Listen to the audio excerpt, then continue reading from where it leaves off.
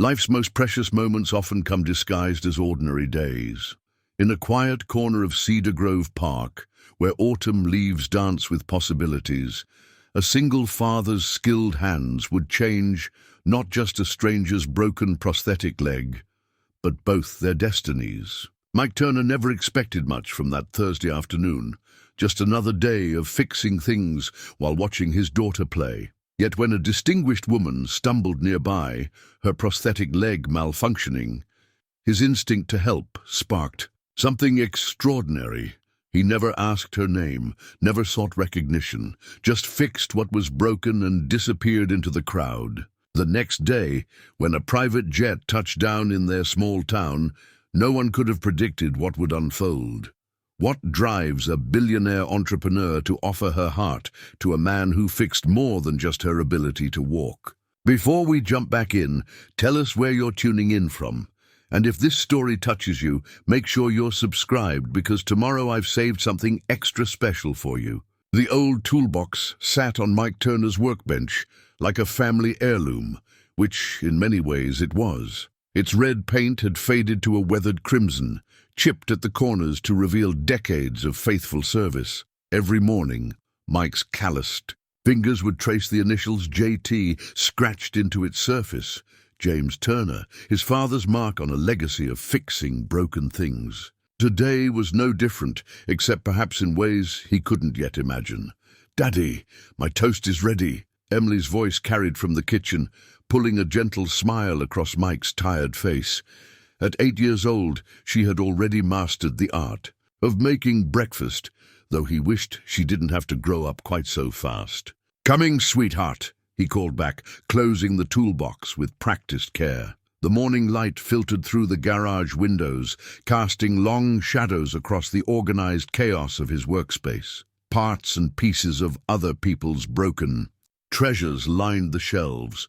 Old radios, vintage watches, and various mechanical odds and ends that folks in Cedar Grove trusted him to restore. The kitchen told a similar story of careful management. Emily sat at their small table, her school uniform already neat and tidy, dark hair pulled back in a slightly uneven ponytail that spoke of determined independence. 2 plates of slightly burnt toast waited on the table, alongside a jar of peanut butter that had seen better days. "I made yours too," she announced proudly, pushing his plate forward, "and I didn't use too much butter this time." Mike settled into his chair, watching his daughter spread peanut butter with intense concentration. "You're getting pretty good at this breakfast thing, kiddo, but remember—" I know," she interrupted with an eye roll that reminded him so much of her mother. "You can make breakfast too. But you work so hard, Daddy, and Mrs. Martinez says helping family is important." The mention of her third-grade teacher brought another smile to Mike's face. Mrs. Martinez had been a godsend this past year, understanding Emily's situation and offering extra attention when needed. Mrs. Martinez is a wise woman. Speaking of which, did you finish that science project? Emily's eyes lit up. "Almost. I just need to add the last part about how watches work. Can I show everyone your workbench today? For show and tell?" Mike glanced at his watch. His father's old Timex, restored countless times but still ticking. "We'll take some pictures after school, okay? That way you can show everyone without risking any of the pieces getting lost." The morning routine continued with practiced efficiency. While Emily gathered her school supplies, Mike packed their lunches, simple sandwiches and apple slices, with a small chocolate bar tucked into Emily's bag as a surprise. His own lunch would wait. There was a tricky restoration job waiting at the shop that would demand his full attention. The drive to school took them through Cedar Grove's awakening streets.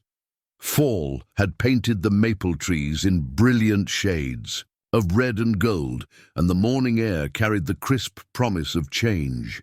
Emily chatted about her upcoming science presentation, her words tumbling out in excited bursts between bites of her breakfast bar. "Daddy," she said suddenly, her voice taking on that serious tone that always made him brace for something profound.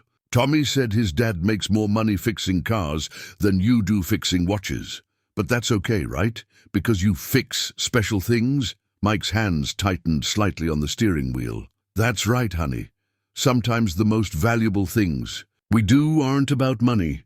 Remember what I told you about Great-Grandpa James? He fixed things during the war, Emily recited proudly, and sometimes soldiers would give him their special watches to keep safe until they came home. That's right. And every single one of those watches told a story, just like the ones people bring to us now. Every piece has a history, a reason it matters to someone. They pulled up to the elementary school, joining the line of cars, dropping off morning passengers.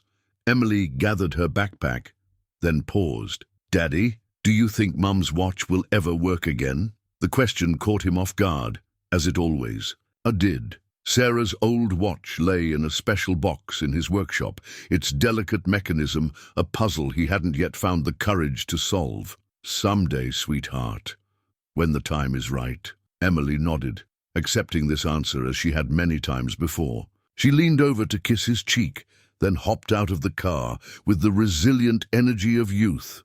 Love you, Daddy. Don't forget pictures for show and tell. Mike watched until she disappeared into the building, then sat for a moment longer, letting the morning settle around him. The toolbox in his trunk held more than just tools. It carried a heritage of caring for precious things, of understanding that value isn't always measured in dollars and cents. Starting the car again, he headed toward his small shop in downtown Cedar Grove. The Turner's Timepieces and Repairs sign needed repainting, but like everything else, that would have to wait. There were watches to fix, stories to preserve, and a living to earn.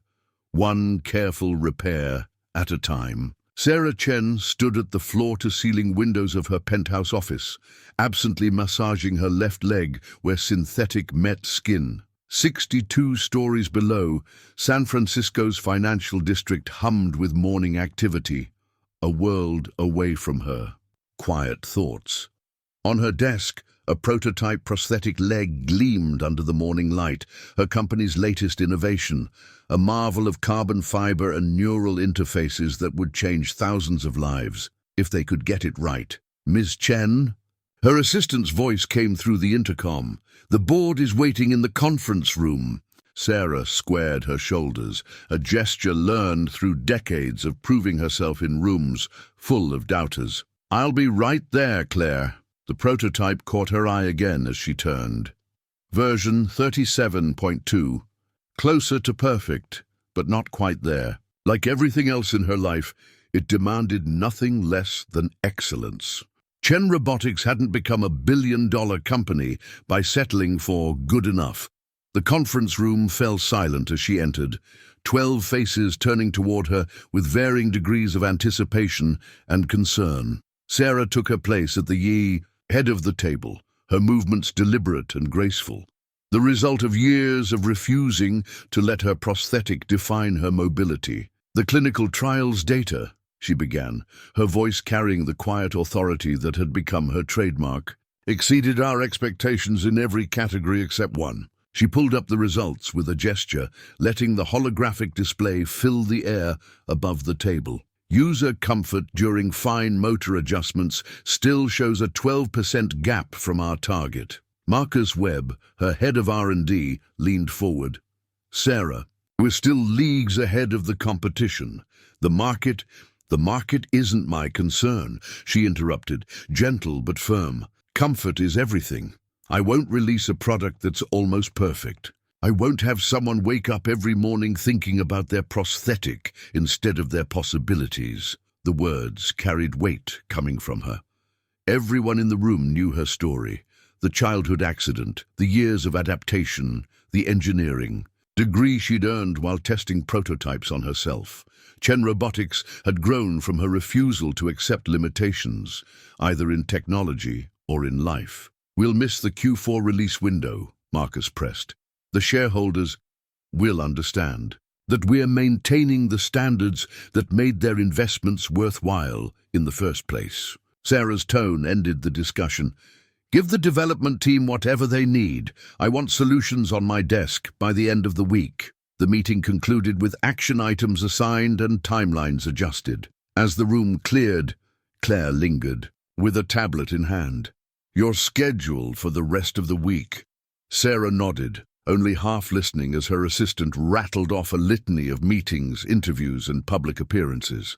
Her mind wandered to the prototype, to the thousands of people waiting for a breakthrough that would change their lives. She thought of her younger self, determined to turn her challenge into an opportunity to help others. "And the Forbes profile photographer is confirmed for Thursday." "Cancel it," Sarah said suddenly. "In fact, clear my schedule for the next few days. I need to think." Claire blinked in surprise. Sarah Chen didn't cancel appointments, but the board expectations will have to wait. Sarah was all ready, moving toward her office, plans forming.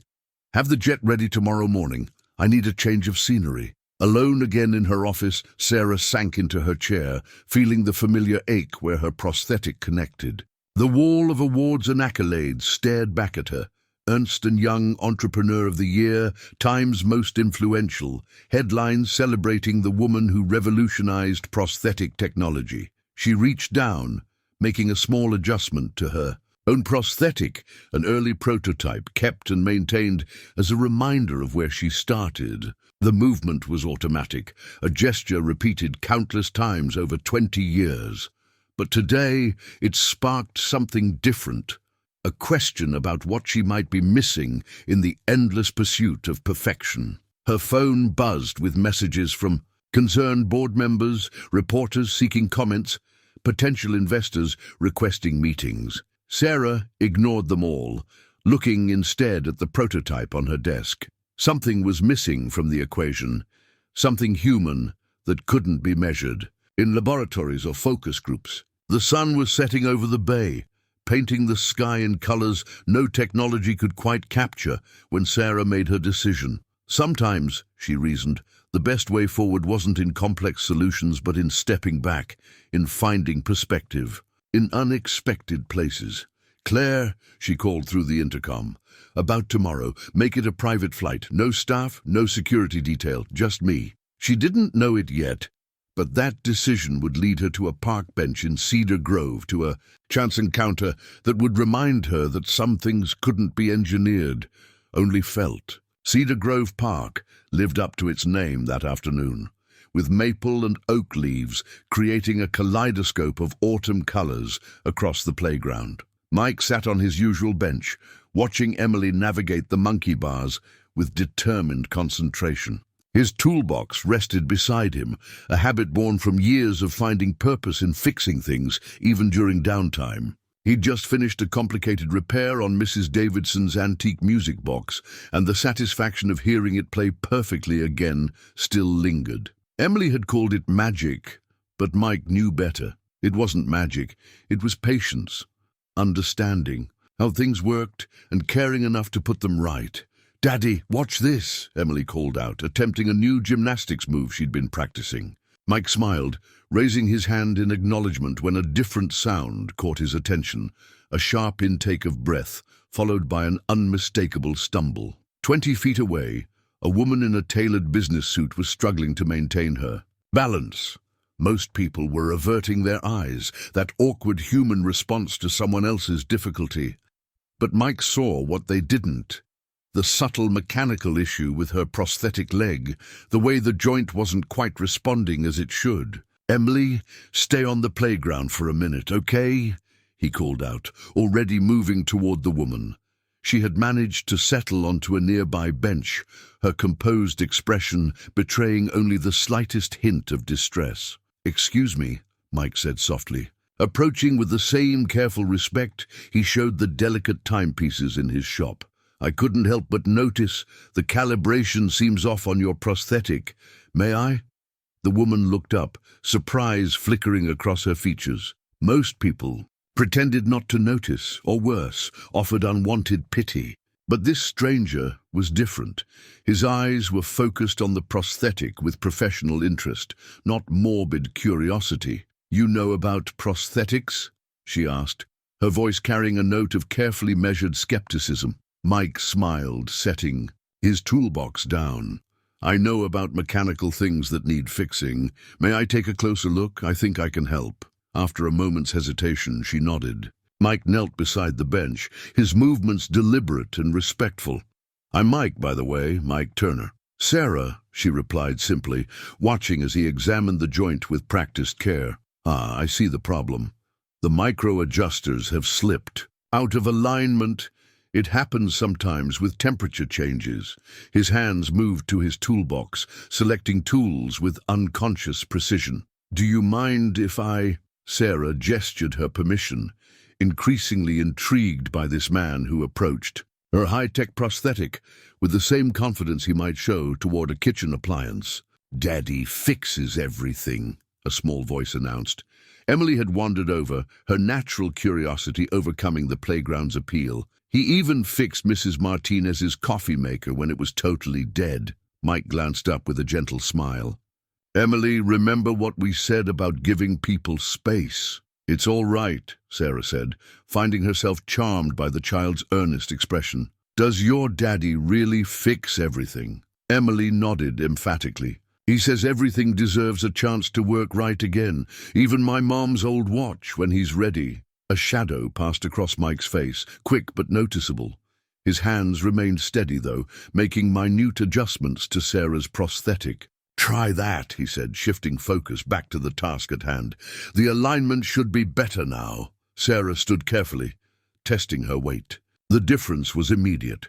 The subtle drag that had been plaguing her all day was gone, replaced by smooth, natural movement. "That's remarkable. How did you—" "Mechanics are mechanics," Mike said simply, packing away his tools. "Whether it's a watch or a prosthetic, it's all about understanding how things are supposed to work together. At least let me pay you for your time." Sarah reached for her purse, but Mike was already shaking his head. "No need, it was a simple fix." He smiled, warm but professional. "Just glad I could help." Emily tugged at his sleeve. "Daddy, can we get ice cream, please?" Mike checked his watch, his father's old Timex keeping perfect time. One scoop, then homework. As they turned to leave, Sarah found herself watching them walk away. The father and daughter headed toward the park's small ice cream stand, his toolbox swinging gently at his side. She tested her leg again, marveling at the improvement. In all her years of developing cutting-edge prosthetics, she'd never met someone who could diagnose and fix an issue so quickly, so intuitively. She pulled out her phone, hesitated, then opened her browser. "Turner's Timepieces and Repairs," she typed, making a mental note of the address in downtown Cedar Grove. Something told her she might need another repair soon, whether her prosthetic needed it or not. Evening settled over Cedar Grove like a gentle sigh, painting the kitchen windows in soft amber hues as Mike helped Emily with her homework. Her colored pencils scattered across the table, she was absorbed in drawing something with intense concentration. Her tongue stuck out slightly, just like her mother's used to when she was focused. "Almost done, Daddy," she announced, adding careful details to her picture. "I'm drawing the lady from the park. See? I made her leg special, just like you fixed it." Mike paused in washing the dinner dishes, drying his hands to look at Emily's. Artwork. The figure on the paper stood tall and elegant, with a simplified version of a prosthetic leg carefully drawn in silver pencil.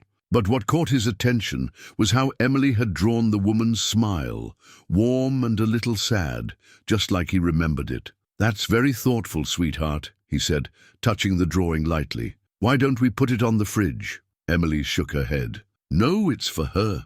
When she comes back, she comes." She said it with such certainty that Mike felt something twist in his chest, that familiar ache of wanting to protect his daughter from disappointment. "Emily," he started gently, "sometimes people we meet in the park are just passing through.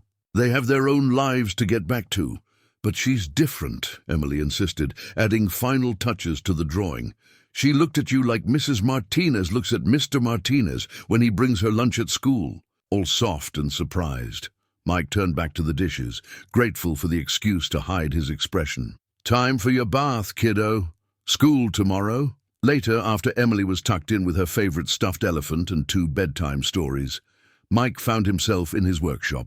The small converted garage was his sanctuary, where the steady rhythm of fixing broken things helped quiet his mind. Tonight, though, his thoughts kept drifting to the afternoon's encounter. He opened his toolbox, his father's toolbox, and began his evening ritual of cleaning and organizing the tools he'd used.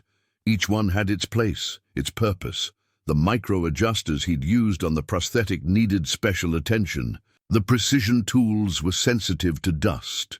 As he worked, his eyes fell on the small wooden box tucked away on his highest shelf.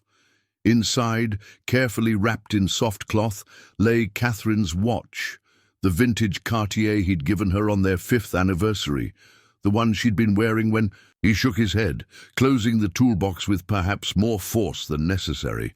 "One broken thing at a time," he murmured to himself, his father's old advice coming back, as it often did in quiet moments. Across town, in her hotel suite, Sarah Chen was having her own evening of reflection.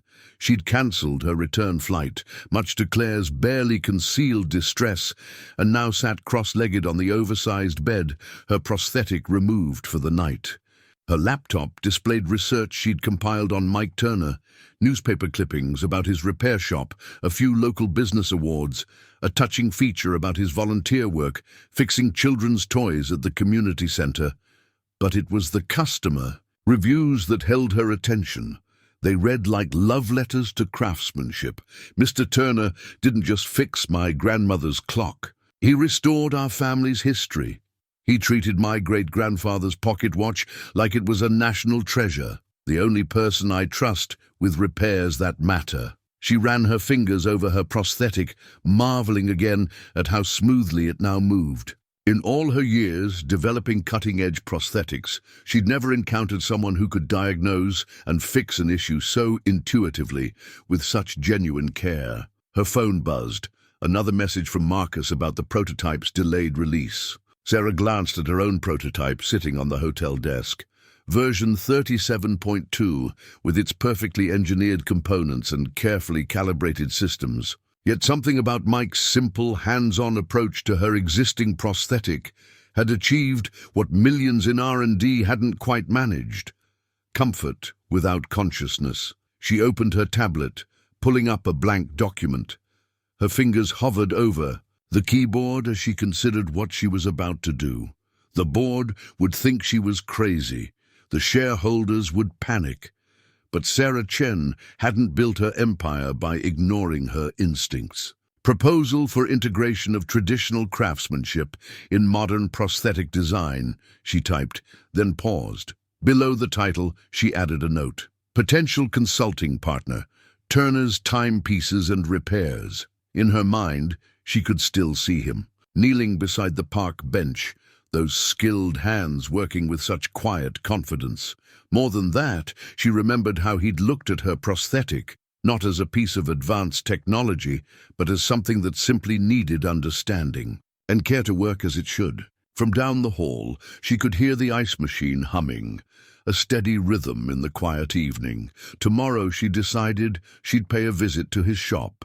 After all, even the most sophisticated timepiece occasionally needed a human touch. The corporate dossier on Michael James Turner lay open on Sarah's hotel desk, its contents spread out like pieces of a puzzle she couldn't quite solve. Claire had compiled it with her usual thoroughness: birth certificate, education records, business licenses, even old newspaper clippings from the Cedar Grove Gazette. But it was the photographs that kept drawing Sarah's attention. Mike at his shop's opening 6 years ago, ribbon cutting with a beaming dark-haired woman beside him. Mike receiving a community service award, holding a toddler Emily. Mike in more. Recent photos, alone at his workbench, his expression focused and peaceful. The progression told a story that the formal documents couldn't capture. Sarah's phone buzzed again. Marcus, still pressing about the prototype deadline. She silenced it, turning instead to the local newspaper article that had caught her eye. "Local craftsman preserves more than just timepieces." The piece was from 3 years ago, not long after Catherine Turner's passing. It detailed how Mike, had kept the community's cherished possessions running during Cedar Grove's economic downturn, often accepting payment in installments or sometimes just heartfelt thanks. The reporter had quoted him, "Some things are worth fixing just because they matter to someone." Sarah found herself rereading that line, hearing it in his voice, that quiet certainty she'd witnessed in the park.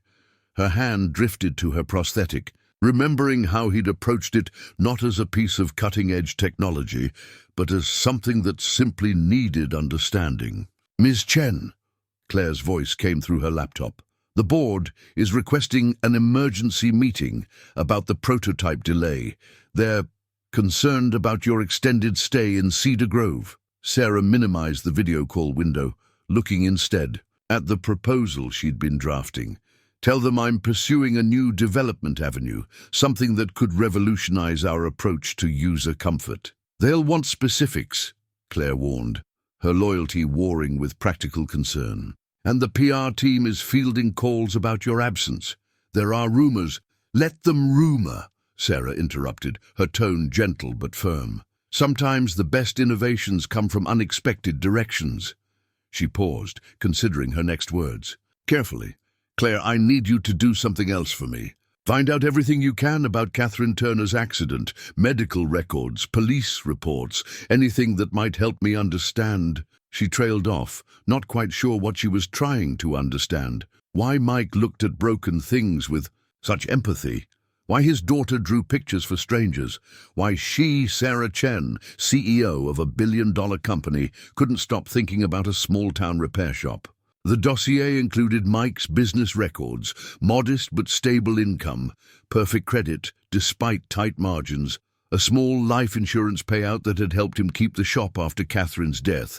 By any practical measure, he was worlds away from Sarah's corporate empire, yet something about his approach to her prosthetic had sparked an idea she couldn't shake. She pulled up the schematics for version 37.2, comparing them to her notes from the park. Mike had diagnosed and fixed her existing prosthetic in minutes, with nothing but basic tools and intuitive understanding. What if that same human touch could be integrated into their cutting-edge design? What if technology could learn from tradition? The sun was setting over Cedar Grove's main street, visible from her hotel window. In the fading light, she could see Turner's timepieces and repairs, its simple storefront a stark contrast to Chen Robotics' gleaming headquarters. Tomorrow, she decided, she would visit, not as a CEO or an innovator, but as someone with something that needed fixing. Her fingers traced the edge of the dossier, lingering on a photo of Mike and Emily at last year's town festival. They were at the repair booth Mike set up annually, teaching children how to fix their own toys. The caption read, "Turner continues family tradition of mechanical mentorship." Sarah closed the file, her decision crystallizing. In the morning, she would walk into his shop with a deliberately malfunctioning watch, a vintage piece she'd acquired years ago but never worn. It would give her a chance to observe him work, to understand his process more fully. At least, that's what she would tell the board if they asked. The truth, which she was only beginning to admit to herself, was both simpler and more complicated. She wanted to see him again, to experience that rare combination of competence and compassion that had nothing to do with market strategies or corporate innovations. Claire's voice came through again. "Ms. Chen, about that emergency meeting. Schedule it for next week," Sarah said, her tone leaving no room for debate. "Some things can't be rushed." The private jet's arrival at Cedar Grove's small regional airport caused the kind of stir the town hadn't seen since the governor's campaign stop 3 years ago. Rose Miller, who'd been manning the airport's single coffee kiosk for 22 years, nearly dropped her pot when the sleek aircraft touched down, its Chen Robotics logo gleaming in the morning sun. "Did you see who it is?" she whispered into her phone, calling her sister at the diner. "Sarah Chen herself, the billionaire from the news, the one who makes those fancy artificial limbs." By the time Sarah stepped onto the tarmac, the town's gossip network was already humming. She'd chosen her outfit carefully, elegant but understated, a charcoal pantsuit that spoke of business rather than philanthropy. The vintage watch in her purse felt like a talisman, its slight mechanical flaw her perfect excuse. Her driver, a local hire, couldn't quite hide his curiosity. "Welcome to Cedar Grove, Ms. Chen, though begging your pardon, but word is you've already visited?" Sarah smiled, watching the familiar streets pass by. "Briefly," she said, her hand unconsciously touching her prosthetic. "I encountered some unexpected expertise here." The driver nodded knowingly. "Must be talking about Mike Turner. Man's got magic in his hands, my mother always says. Fixed her mother's old music box last spring. Thing hadn't played in 30 years. They passed the park where she'd met Mike, now quiet in the early morning hours. The playground stood empty, waiting for the after-school rush that would bring Emily and her boundless energy. Sarah found herself wondering if Mike packed his daughter's lunch every morning, if he included little notes or surprises like her own father once had. "Here we are," the driver announced, pulling up to Turner's timepieces and repairs. "Though, you might want to wait a bit. Mike doesn't usually open until—" He stopped mid-sentence, noticing Mike already at his workbench through the window. The early morning light caught the tools laid out with precise care, ready for another day of mending broken things. Sarah gathered her courage, an unfamiliar sensation for someone who regularly faced boardrooms and international media. "Thank you," she told the driver.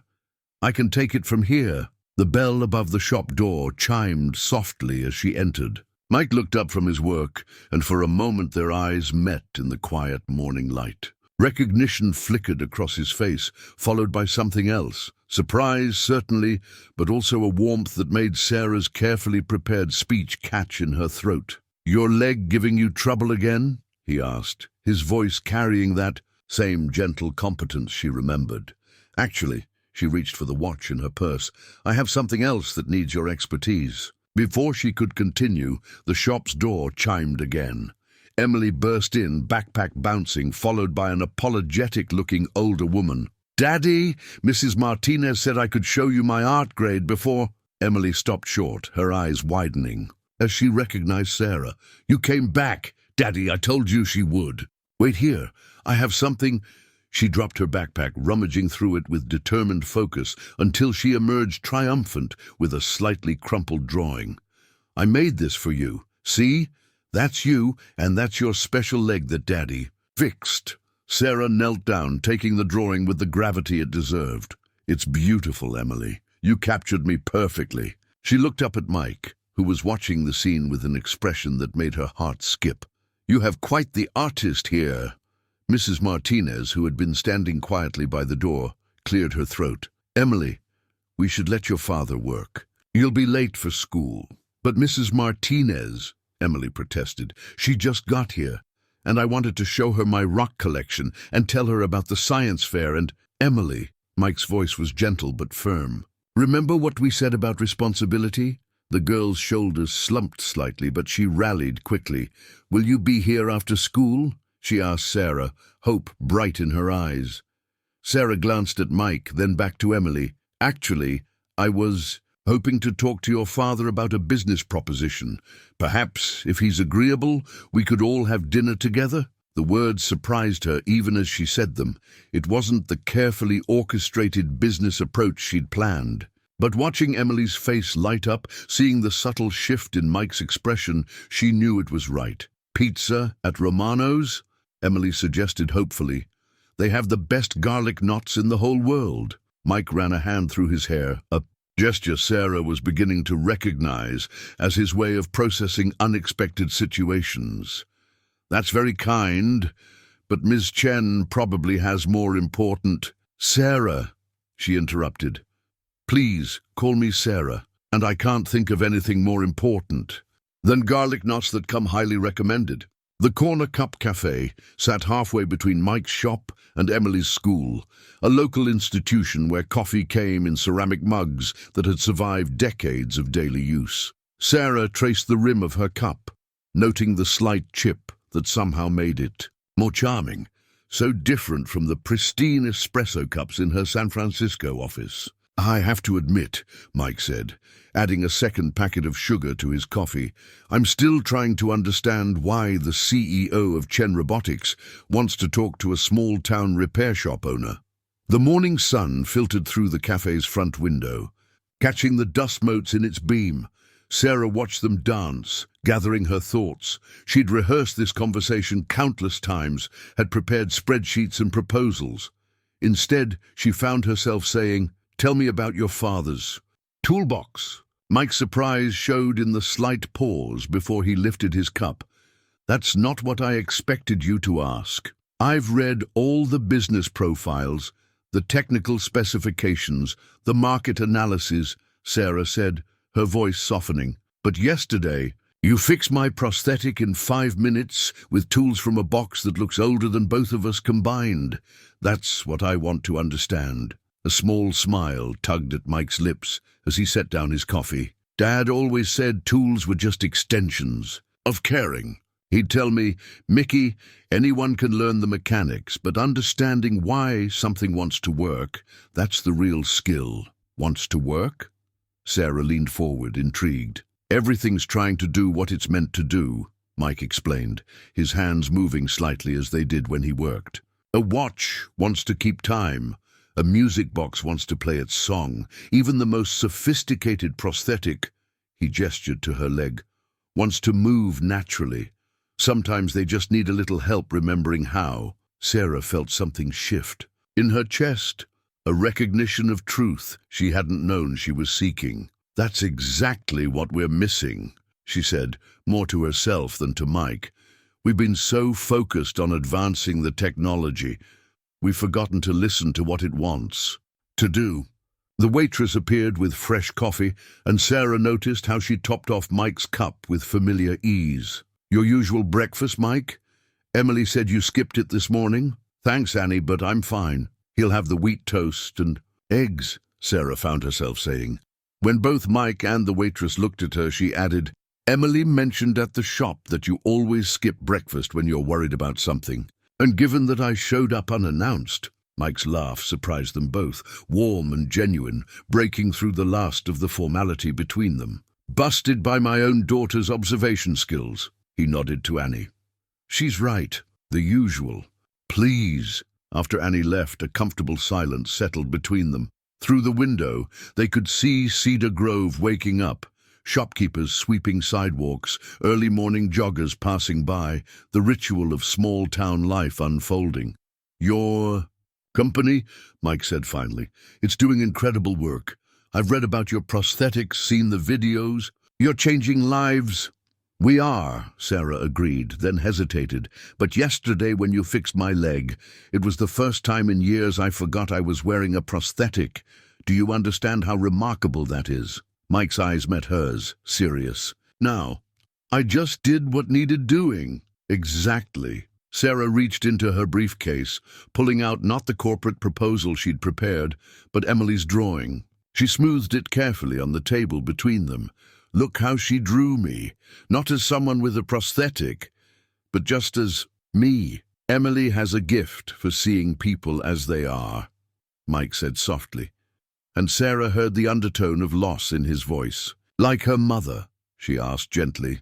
Mike's fingers tightened slightly around his cup. "Catherine was an art teacher. She could find beauty in broken things, see potential where others saw damage. Emily's a lot like her that way." Sarah wanted to ask more, but Annie returned with Mike's breakfast and a plate of toast she hadn't ordered. "On the house, honey," Annie said with a wink. "We take care of our own here in Cedar Grove." The simple kindness, the assumption that she was somehow already part of this world, made Sarah's throat tight. In her corporate life, every interaction was calculated, every kindness measured against potential return. "So," Mike said, breaking a piece of toast in half and offering it to her with natural grace, "tell me about this business proposition of yours. The real one, not the corporate version you prepared." Sarah accepted the toast, understanding that more than breakfast was being shared. "Actually," she said, "I think I'm developing a new one.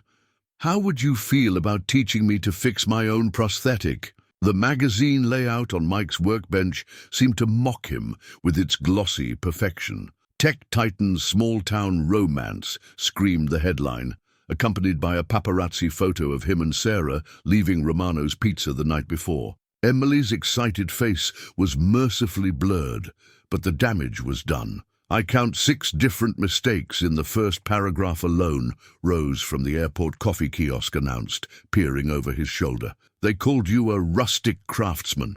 "Rustic? And they didn't even mention how you fixed Mrs. Henderson's grandfather clock last month. Now that was craftsmanship." Mike closed the magazine with a quiet sigh.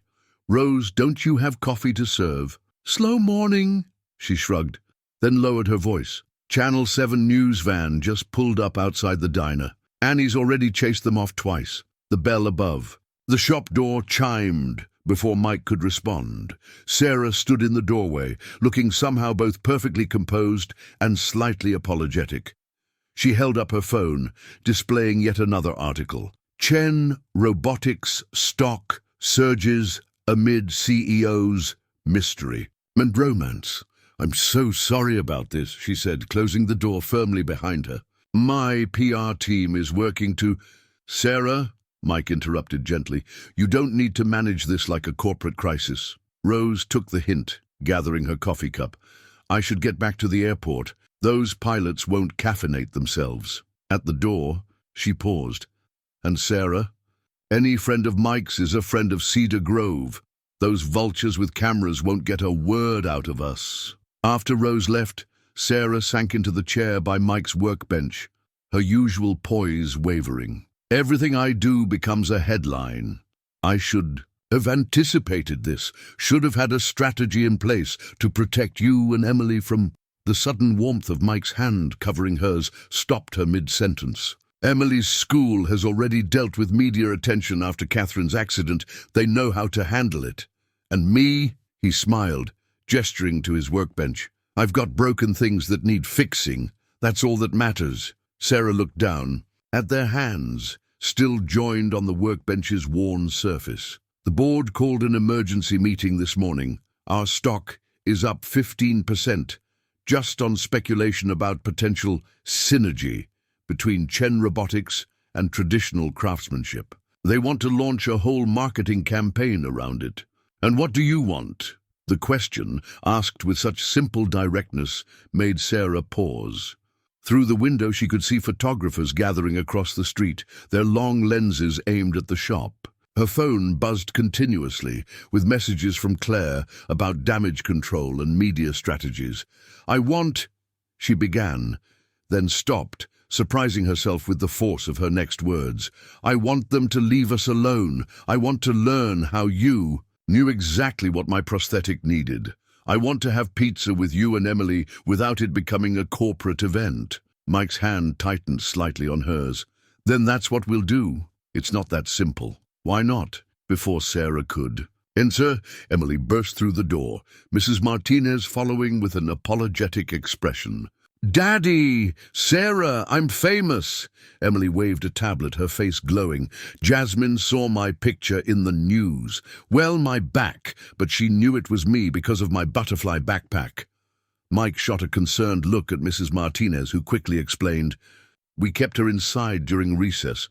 The reporters haven't gotten past the school security, but it's so exciting," Emily continued, bouncing on her toes. "Can we have pizza again tonight? The newspaper people really liked Romano's.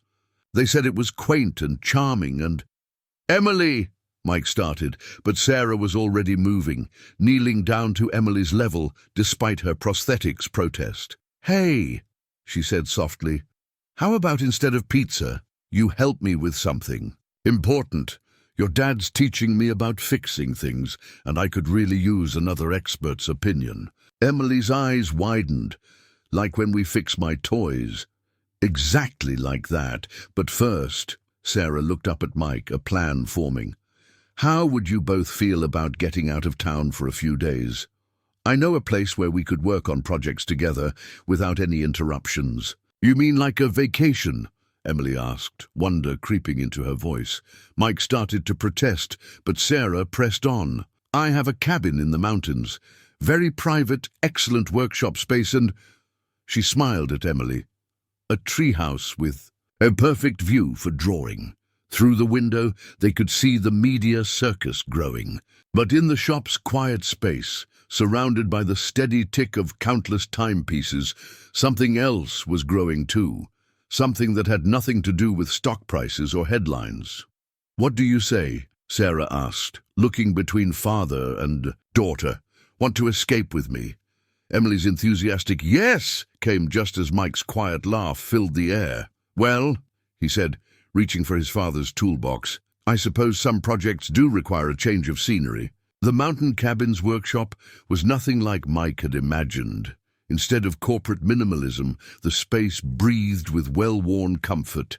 Tools arranged on pegboards, work tables scarred with use, and windows that welcomed the afternoon light. Sarah stood in the doorway watching as he took it all in. "This was my father's space," she said quietly. "After my accident, he spent 3 years here, learning everything he could about prosthetics. Said if his daughter was going to walk again, he wanted to understand every spring and joint that made it possible." Mike ran his hand along a workbench, recognizing the marks of careful, patient work. "Is this where Chen Robotics began?" Sarah moved to a cabinet, pulling out an old wooden box. "In a way, though back then, it was just a father trying to help his daughter." She opened the box, revealing a broken watch, a man's timepiece, its face cracked, but its gold case still gleaming. "This was his. It stopped the day of my accident. I've never had the heart to have it fixed." Mike accepted the watch with the reverence it deserved, turning it carefully in his hands. "May I?" Through the workshop's open door, they could hear Emily's delighted squeals as she explored the treehouse, her voice carrying clearly in the mountain air. Sarah found herself smiling at the sound.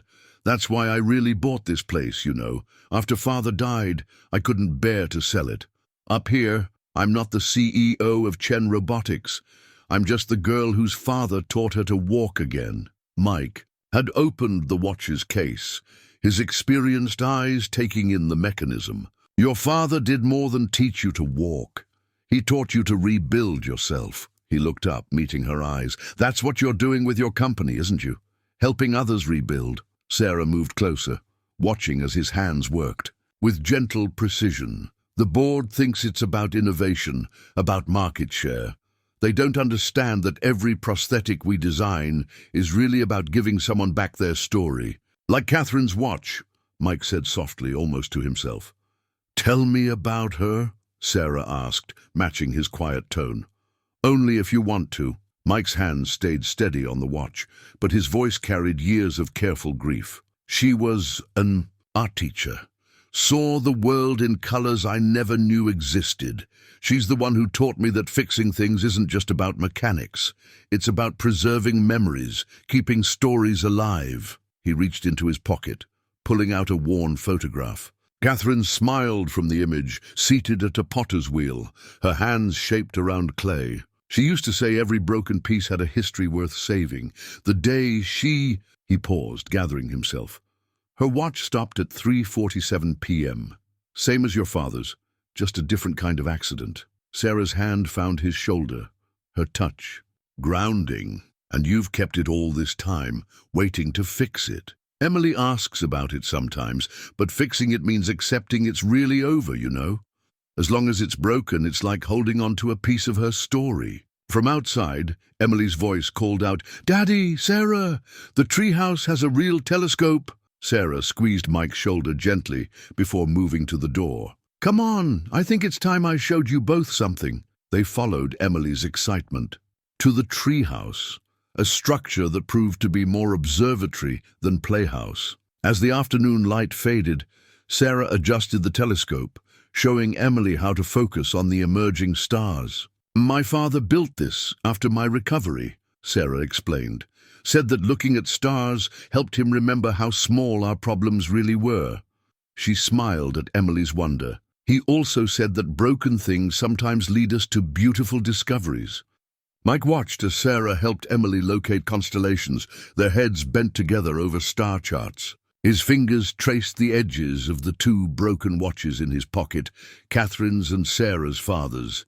Perhaps some stories didn't need to end with their breaking. "Sarah," he said, drawing both their attention, "would you like to learn how to fix your father's watch?" Her eyes met his, understanding the weight of what he was really asking.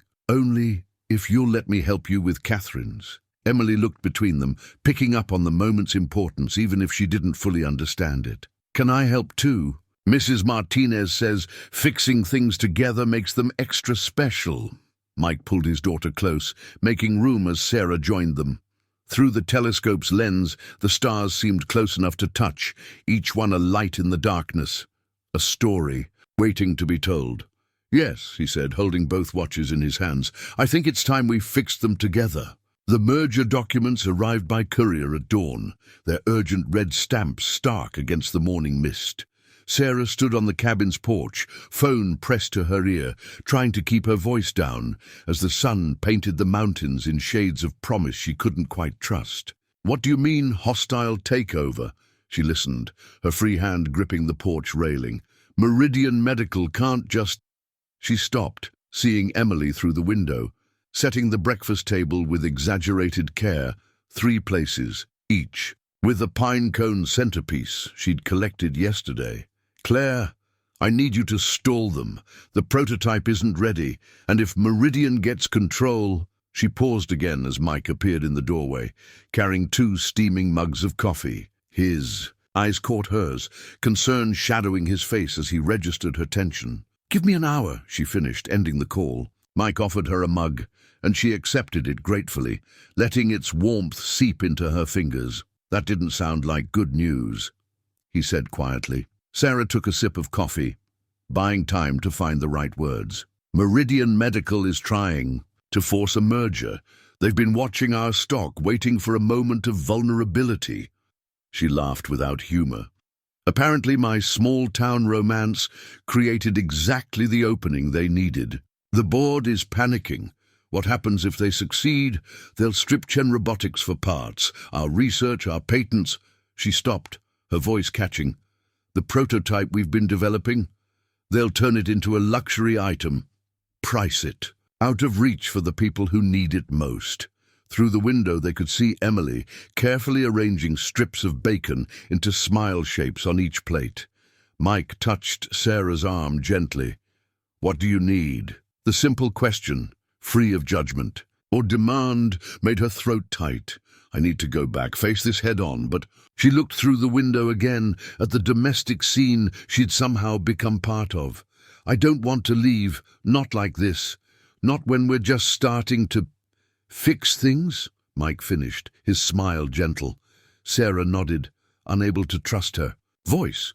On her wrist, she wore her father's watch, still broken, but now wrapped in the promise of repair rather than the weight of memory. Yesterday, she and Mike had begun the delicate process of dismantling it, Emily watching wide-eyed as they explained each tiny gear and spring. "Sarah," Emily's voice carried through the screen door, "I made the bacon smile because Daddy said, you have important business stuff today, and sometimes you need extra smiles for that." Mike's hand found the small of Sarah's back, steady and grounding.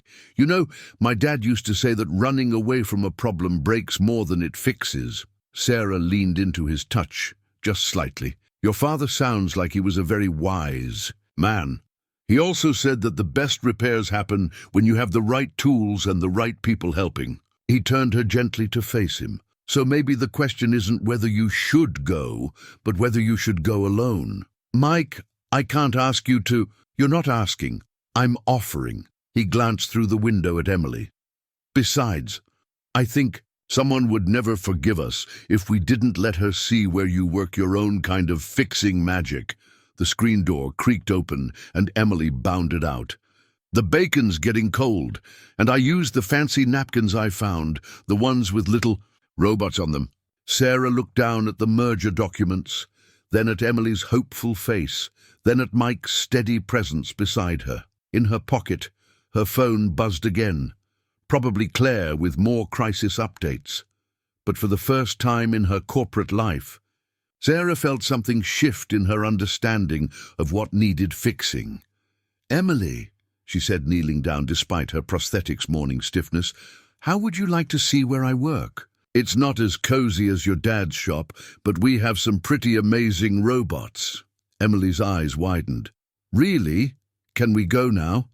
Do you have robots that do backflips? Tommy said robots can do backflips now, but I told him that's probably just in movies. But maybe... First, Mike interrupted, fighting a smile. Breakfast, then we pack. Then he looked at Sarah, his eyes holding a promise. We face whatever needs facing. Together. Sarah stood, her decision crystallizing. Claire, she spoke, into her phone. Prepare the corporate apartment for 3. And call the board. I'm bringing in a consulting expert on user-centered design. She winked at Emily. And maybe an artistic advisor too. The morning sun broke fully over the mountains, turning the merger document's urgent red stamps into something less threatening. Sometimes, Sarah realized, the best way to fix a crisis was to change the tools you used to face it. The petition started at Annie's diner, scrawled on the back of a placemat after a particularly aggressive reporter made Emily cry. By sunset, it had gathered 300 signatures, practically every adult in Cedar Grove. Protect our own, the headline read, followed by a simple demand. Respect the privacy of the Turner family and their friends. Rose from the airport coffee kiosk had laminated copies and posted them everywhere, including directly on the windshield, over Gossip magazine's photography van. But it was Mrs. Martinez who truly mobilized the town's defense, coordinating what she called Operation Hometown Heart through her extensive network of parent volunteers. It's quite remarkable, Sarah said, reading the latest local paper in Mike's shop. The Cedar Grove Gazette had run a front-page editorial titled Why We Stand with Mike Turner, followed by a collection of stories about watches fixed, heirlooms restored, and kindnesses quietly given over the years. Cedar Grove takes care of its own, Mike replied, carefully adjusting the mechanism in Sarah's father's watch. And apparently, that includes billionaire CEOs now. Sarah set down the paper, moving to watch him work. Over the past week, as they'd split their time between San Francisco and Cedar Grove, she'd noticed how the town had subtly shifted its perception of her. She wasn't just the CEO anymore. She was the woman who helped Emily with her science project, who learned to make proper garlic knots at Romano's, who sat for hours in Mike's shop learning the patience of proper repair. The board was impressed. You know, she said, watching his skilled hands navigate the watch's delicate interior. Your presentation on incorporating traditional craftsmanship into our design process, Marcus actually smiled. High praise indeed. Mike chuckled, then grew serious. How are the merger negotiations going? Before Sarah could answer, her door burst open.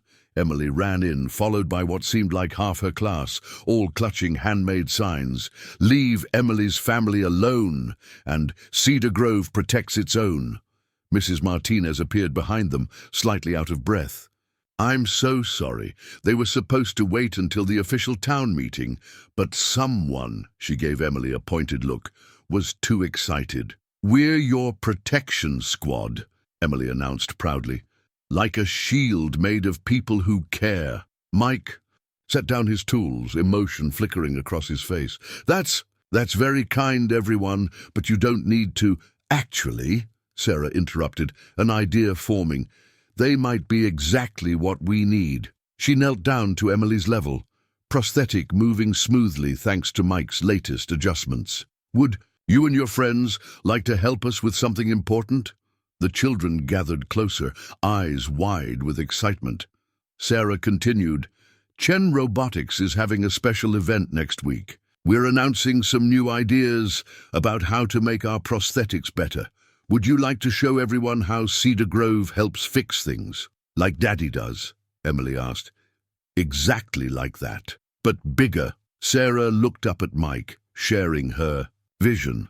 What if we showed the world that the best innovation comes from community, from people helping people? Mrs. Martinez was already nodding, her teacher's mind catching the possibilities. The children could demonstrate their science projects, Emily's not the only one you've helped with repairs, Mike. And Sarah, didn't you mention wanting to start a youth engineering program? The idea spread through the shop like ripples in still water. Parents who'd followed their children began offering suggestions. Mr. Romano volunteered his restaurant for planning meetings. Rose promised to coordinate with local media. The right kind, she emphasized, not those vultures from the city. Mike watched it all unfold, his expression softening as he realized what was happening. His small shop, his quiet life of fixing. Broken things had somehow become the heart of something larger, something that might help fix a bigger kind of broken. "Sarah," he said quietly, drawing her aside as the impromptu planning session continued around them. "Are you sure about this? Mixing business with all of this?" He gestured to the enthusiastic crowd in his shop. Sarah took his hand, feeling the calluses earned from years of careful repair work. "Do you know what I realized, watching you work this past week? Every time you fix something, you're not just repairing an object, you're restoring someone's connection to their story." She squeezed his hand. "Maybe that's what Chen Robotics has been missing. Maybe that's what I've been missing." Through the window, they could see more townspeople arriving, drawn by the energy emanating from the small shop. The petition that had started on a placemat had grown into something more, a community's declaration that some things were worth protecting, worth fixing, worth fighting for. "Well," Mike said, a smile tugging at his lips, "I suppose some repairs do require a whole community." Emily appeared between them, taking both their hands. "Can we show them the watch we're fixing together? Please, it's like show and tell, but for grown-ups." Sarah laughed, feeling the last of her corporate armor soften. "Yes, sweetheart, it's exactly like that." The old family photo had lived in the bottom drawer of Mike's workbench for 3 years, tucked beneath Catherine's watch and a stack of Emily's early drawings. He hadn't planned to share it today, but something about the quiet afternoon, with Sarah beside him, learning the intricacies of watch repair, made it feel right. "This was the day we opened the shop," he said, carefully placing the photograph between them on the workbench. Catherine smiled from the image, one arm around Mike, the other holding a toddling Emily. Behind them, the Turner's timepieces and repairs sign gleamed with fresh paint. Sarah studied the image, her fingers hovering just above its surface. She looked so proud. She was, not of me exactly, but of what the shop represented. Mike's hands stayed busy with the delicate gears of her father's watch, as if the familiar work made the memories easier to share. Catherine always said every town needs a place where broken things can be made whole again. The autumn light filtered through the shop windows, casting long shadows across the workbench. From the back room, they could hear Emily humming as she worked on her homework, occasionally asking Claire, who had surprisingly volunteered to help with math, for guidance. "Tell me about the accident," Sarah said softly, her hand finding his wrist, stilling his nervous movement with the tools. Mike set down the tiny screwdriver, drawing a deep breath. It was raining. She was driving back from an art supply store in Milton. They were having a sale on ceramic supplies. She'd called to say she'd found these amazing glazes she wanted to try with her students. He paused, gathering strength.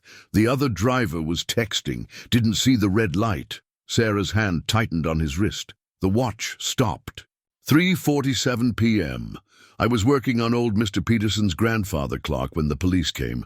Emily was napping in her playpen right there. He nodded toward the corner of the shop. I remember thinking, as they were telling me, that I needed to fix the clock before he came to pick it up. "The mind finds strange anchors in moments of shock," Sarah said. "When I lost my leg, I remember being worried about missing a math test." Mike looked up, meeting her eyes. "You've never talked about your accident." Sarah's free hand drifted to her prosthetic, a gesture so habitual she usually didn't notice it. "I was 12. My father and I were hiking. He loved showing me the mechanics of nature, how everything fitted together in perfect systems. There was a rock slide." She smiled sadly. "He blamed himself for not predicting it, for not protecting me. That's why. He built this." She tapped her prosthetic leg. "The first prototype. He learned engineering, mechanics, anything that might help. The cabin workshop became his obsession. Every tool, every book, every failed attempt at making something that would let his daughter run again. And that became Chen Robotics. Yes, but Sarah hesitated, then reached into her bag, pulling out a worn notebook. This was his. I've never shown it to anyone else. She opened it carefully, revealing pages of detailed drawings, calculations, and notes. Look at the margins. Mike leaned closer, reading the handwritten notes. For Sarah's first steps. Must be lighter. She loves to dance. Make it strong enough for climbing. My girl needs to reach the stars. He wasn't building a prosthetic, Mike said softly. He was rebuilding your childhood. Just like you do for Emily, Sarah replied. Every repair, every patient explanation, every moment spent teaching her how things work. You're preserving Catherine's legacy of finding beauty in broken things. From the back room, Emily's voice carried clearly, Claire, did you know my dad can fix anything? And Sarah makes robot legs that help people dance again. When they fix things together, it's like magic. Mike and Sarah shared a look, something shifting in the space between them.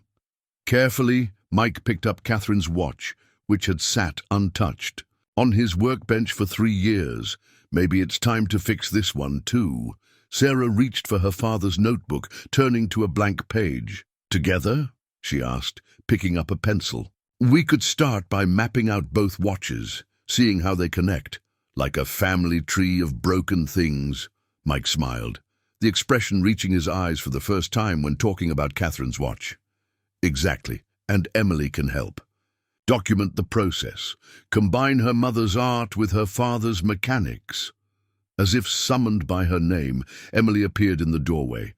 Are you finally going to fix Mom's watch? She asked, hope and hesitation mingling in her voice. Mike held out his hand, and Emily came to stand between them. Yes, sweetheart. I think it's time we all helped each other's broken pieces work again. Sarah opened the notebook wider, making room for all 3 of them at the workbench. Outside, Cedar Grove continued its quiet afternoon rhythm, while inside the shop, 3 people bent over 2 broken watches, beginning the delicate work of healing not just mechanisms, but memories. The newspaper headlines screamed across Mike's workbench in bold black letters, Chen Robotics accused of prototype manipulation. Below it, in smaller text, sources claim CEO distracted by small-town romance as company faces crisis. Sarah stood at the window of the shop, her phone buzzing endlessly in her hand. Behind her, Mike could hear Emily in the back room, blissfully unaware as she worked on her science project. A presentation about how watches tell time, featuring both her mother's and Sarah's father's timepieces as examples. Meridian Medical, Sarah said quietly, her voice tight with controlled anger. They leaked fabricated test results, claiming we've been manipulating data on the new prosthetic line. She turned to face Mike, her composure cracking slightly. They're saying I've been too emotionally compromised to notice problems in the development process. Mike set down the precision screwdriver he'd been holding, the tiny instrument suddenly feeling inadequate against the magnitude of what they were facing. What do you need? I need... Sarah's voice caught as her phone buzzed again. The caller ID showed Claire's increasingly desperate attempts to reach her. I need time to think, to prove the results are fake, to protect everything. My father built... The shop's door chimed and Rose burst in, clutching more newspapers. They're saying terrible things, Sarah, but we've got your back. Half the town's already called those papers to tell them what we think of their lies. Mike moved to Sarah's side, his hand finding the small of her back, the gesture now as natural as breathing. Show me the test results, he said quietly. Real engineering leaves traces, just like real repairs. If they fabricated the data, we'll find the seams. Sarah looked at him, hope flickering through her worry. You think you could spot inconsistencies? I've spent 30 years learning how things are supposed to work together. Numbers have their own kind of rhythm, their own way of telling the truth. He smiled slightly. Besides, I have a secret weapon. As if on cue, Emily's voice carried from the back room. "Daddy, Sarah, come see what I found in Grandpa's notebook." They found Emily surrounded by papers, printouts of Sarah's company's test results, mixed with pages from her father's old notebook, which Sarah had been using to document their watch repair progress. The girl pointed excitedly at a series of calculations.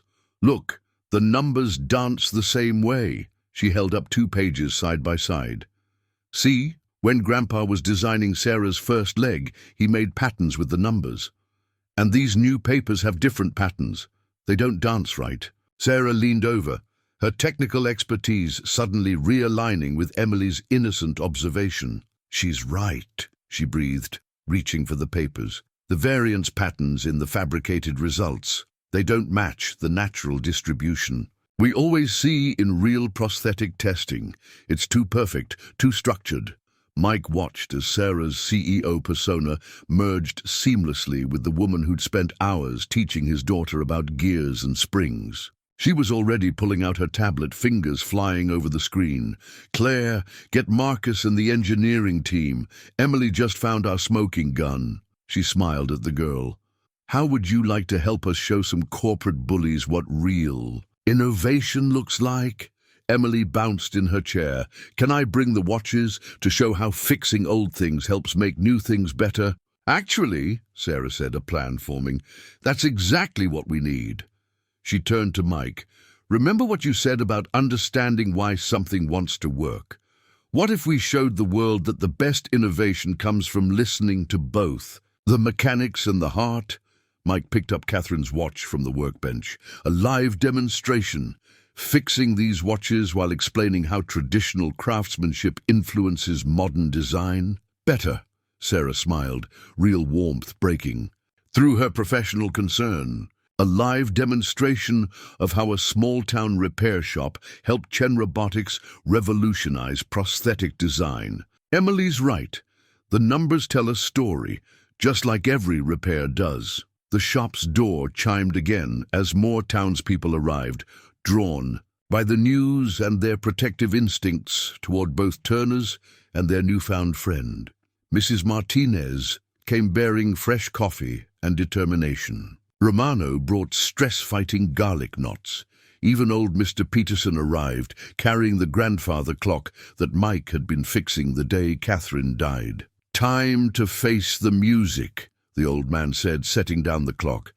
"But this time, you've got a whole orchestra behind you." Sarah looked around the small shop, at the community that had somehow become her own, at the man who fixed broken things with love, and at the little girl who saw patterns that others missed. Her phone buzzed again, probably more crisis calls, but for the first time since the scandal broke, she felt steady.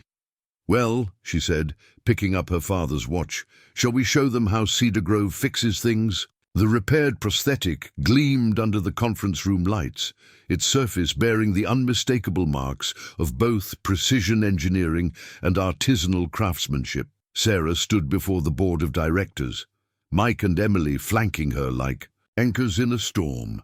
Behind them, displayed on the massive screen, was a split image, the original prosthetic design next to Mike's modified version. "What you're looking at," Sarah began, her voice carrying the quiet confidence Mike had come to know in his shop, "is the future of Chen Robotics. Not just innovation, but innovation with heart." The boardroom, with its floor-to-ceiling windows, overlooking San Francisco, couldn't have been further from Turner's timepieces and repairs, yet somehow Mike's presence made it feel like home. He stepped forward, handling the prosthetic with the same care he showed the most delicate watches.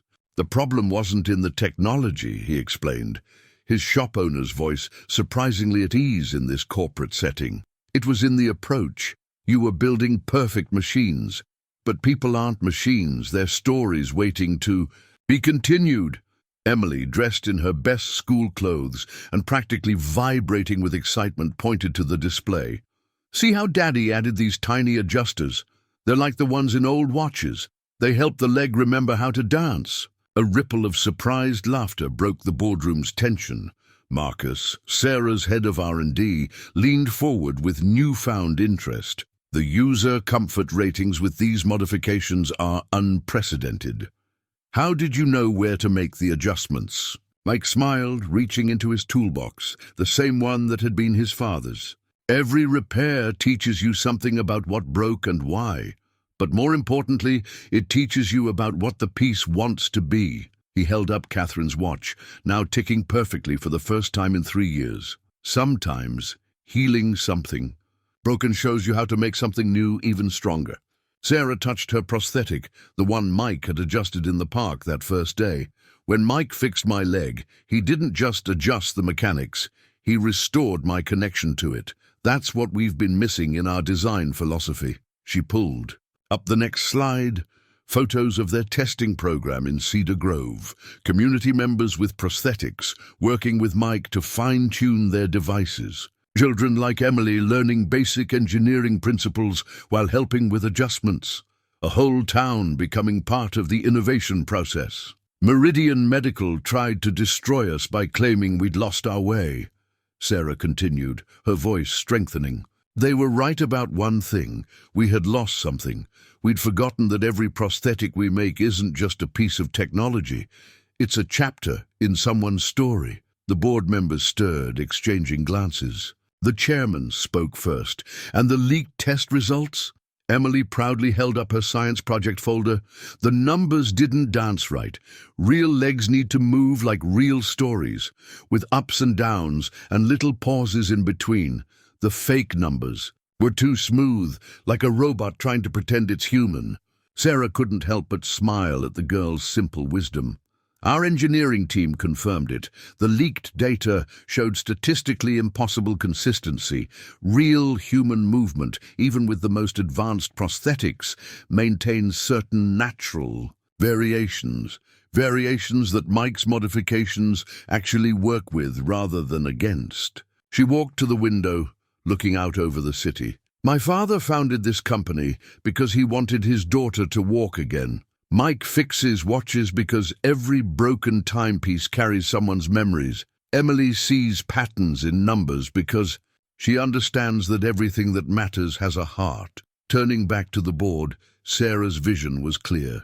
I'm proposing a new division within Chen Robotics, the Turner Institute for Adaptive Engineering. A bridge between cutting-edge technology and traditional craftsmanship, between innovation and humanity. The chairman was already nodding, others following suit. Marcus was scribbling notes frantically, his eyes alight with possibilities. But Sarah wasn't watching them. She was watching Mike, who held both restored watches, his wife's and her father's, their synchronized ticking a quiet testimony to patience, love, and the art of healing broken things. Emily tugged at Sarah's sleeve, whispering loudly enough for everyone to hear. Does this mean we won? Can we have celebration pizza at Romano's? The boardroom dissolved into genuine laughter, the last of the tension breaking. The chairman stood, extending his hand first to Sarah, then to Mike. I think Ms. Chen and the Turners have shown us exactly what this company needs, though perhaps we should discuss the details over pizza. Sarah felt Mike's hand find hers, steady and sure as a perfectly balanced gear. In her other hand, she held her father's watch, its restored tick marking seconds in a future suddenly rich with possibility. Romano's it is, she said, squeezing Mike's hand. After all, some celebrations require a little small-town magic. The simple ring sat in Sarah's palm, its vintage silver band catching the late afternoon light that filtered through Turner's timepieces and repairs. No diamonds, no corporate flourishes, just a carefully restored piece that had caught her eye in an antique store window that morning. Like everything else that mattered in her life now, it felt right because it told a story. Are you sure about this? Claire asked, watching Sarah turn the ring over in her hands. The board expected the merger announcement today. Instead, you're planning to fix something that isn't broken. Sarah smiled, touching her prosthetic leg, the one Mike had adjusted so many months ago in the park. Sometimes the best repairs are the ones that make something work even better. The shop was quiet, closed early for what Emily had been told was a special family project. Through the window, Sarah could see Cedar Grove preparing for its autumn festival, streets lined with maple trees blazing orange and red, townspeople hanging lights between lampposts, Romano setting up his famous garlic knot stand. Mike and Emily would be back soon from their mysterious errand, a father-daughter mission that Sarah had orchestrated with Mrs. Martinez's help. The workbench was ready, laid out with tools and pieces of their shared story. Both restored watches, her father's notebook, Catherine's old sketchbook, and Emily's science project that had helped save Chen Robotics. The bell above the door chimed, softly, as Rose slipped in. They're on their way. Emily's bursting to show him her art installation at the school. She caught sight of the ring and gasped, "Oh, Sarah, it's perfect. Simple and true, just like love should be." Claire finished, surprising them both with the uncharacteristically romantic observation. The corporate assistant smiled at their startled looks. "What? I've learned a few things about authenticity since we came to Cedar Grove." Sarah placed the ring carefully beside the watches on the workbench. In the months since the crisis, as the Turner Institute had grown from idea to reality, she'd watched Mike teach young engineers the art of patient repair. She'd seen Emily bloom, combining her mother's artistic eye with her father's mechanical genius. And she'd felt herself change, learning that sometimes the strongest innovations come from the gentlest touches. The sound of familiar footsteps on the sidewalk made her heart skip. Rose and Claire quickly slipped into the back room, leaving Sarah alone with her carefully arranged workbench and the weight of all she wanted to say. The door opened, bringing the sound of Emily's excited chatter, and Mrs. Martinez said, "My art piece about watches and time and family is going to be the centerpiece of the whole festival. Did you see how I used Mom's old paint colors with the gears that Sarah—" She stopped short, taking in the transformed shop. "Oh, it's happening now." Mike looked between his daughter and Sarah, confusion giving way to something softer as he noticed the careful arrangement on his workbench. "What's happening now?" Sarah took a deep breath, stepping forward. "Mike Turner, I have something broken that needs fixing." His eyebrows rose slightly, hands already moving instinctively toward his tools. "Oh, my life," she said simply. "It works perfectly well. All the gears mesh, all the springs have the right tension. But like you taught me, working well isn't the same as working right." She picked up her father's watch. "This keeps perfect time now because you showed me that fixing something isn't just about mechanics. It's about understanding its heart." Emily had grown unusually quiet, watching with wide eyes as Sarah set down the watch and picked up Catherine's. "This works too because you were brave enough to let me help heal its story." She placed it beside her father's, their synchronized ticking filling the shop with gentle music. "And this," she lifted the silver ring, "is neither broken nor perfect. Like me, like you, like the family we've somehow built between silicon chips and clock gears." She held it out, her hand steady despite her racing heart. "So I was wondering if you'd help me fix the last missing piece." Mike stood very still, his expression softening into something that made Sarah's throat tight with emotion. But before he could speak, Emily burst out, "Daddy, Sarah's proposing, like in Reverse Cinderella, where the princess asks the normal person to marry her." The tension broke as they both laughed, and Mike closed the distance between them in 2 steps. "Normal?" he asked, gathering both Sarah and Emily into his arms. "When have we ever been normal? Is that a yes?" Sarah whispered against his shoulder. Mike pulled back just enough to look into her eyes. "Well, as I always say, some things are worth fixing," Emily finished, bouncing with excitement. "Can I be the one to tell Romano? He owes Mrs. Martinez $20 because she said Sarah would ask first." Sarah slipped the ring onto Mike's finger as autumn light painted the shop in shades of gold.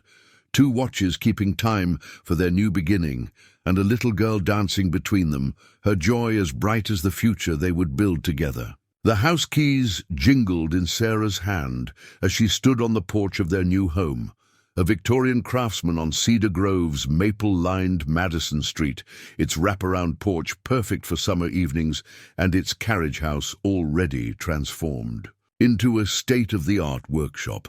Not quite her San Francisco penthouse, not quite Mike's cozy apartment above the shop, but somehow better than either. "Last box," Mike called out, carrying what appeared to be Emily's entire rock collection, though I'm still not sure why we needed to move them all at once. "Because," Emily explained, following with her arms full of technical drawings, "they're a set, like a family. You can't separate families." She paused, looking up at Sarah. "Just like us now, right?" Sarah felt the familiar warmth spread through her chest, the one that appeared whenever Emily said things like that. "Just like us," she confirmed, unlocking the door to their home. Their home. The phrase still felt wonderfully new. The interior was a careful blend of their lives. Mike's antique workbench beside Sarah's modern design station, Emily's art supplies sharing space with prototype prosthetics, family photos, old and new, creating a timeline of love and loss and recovery. Catherine's bright paintings hung alongside diagrams from Sarah's father's notebook, neither diminishing the other. "The Turner Institute called," Sarah mentioned, setting down her laptop bag. "The first batch of student applications is incredible. Kids who want to learn both traditional craftsmanship and cutting-edge engineering." She smiled at Mike. Several mentioned being inspired by a certain repair shop owner's viral video about the poetry of mechanical things. Mike groaned good-naturedly. "I still can't believe that speech got recorded. I was just trying to explain to those engineering students why watching a mechanism's rhythm matters as much as measuring its output." 2 million views, Emily announced proudly, already arranging her rocks on the built-in shelves. "And Mrs. Martinez uses it in science class now. She says it's important to remember that numbers have hearts too." The afternoon light streamed through the stained glass windows, another perfect blend, these restored by Mike and redesigned by Sarah to incorporate subtle patterns of gears and circuits. In the workshop out back, they could hear Claire and Marcus setting up the new testing equipment, their voices blending with the familiar sounds of Romano delivering welcome home garlic knots, and Rose organizing what she called the community welcome brigade. Sarah moved to the mantel, where both watches held places of honor. "Sometimes I wonder what they'd think, your Catherine, my father, about all of this." Mike wrapped his arms around her from behind, his chin resting on her shoulder.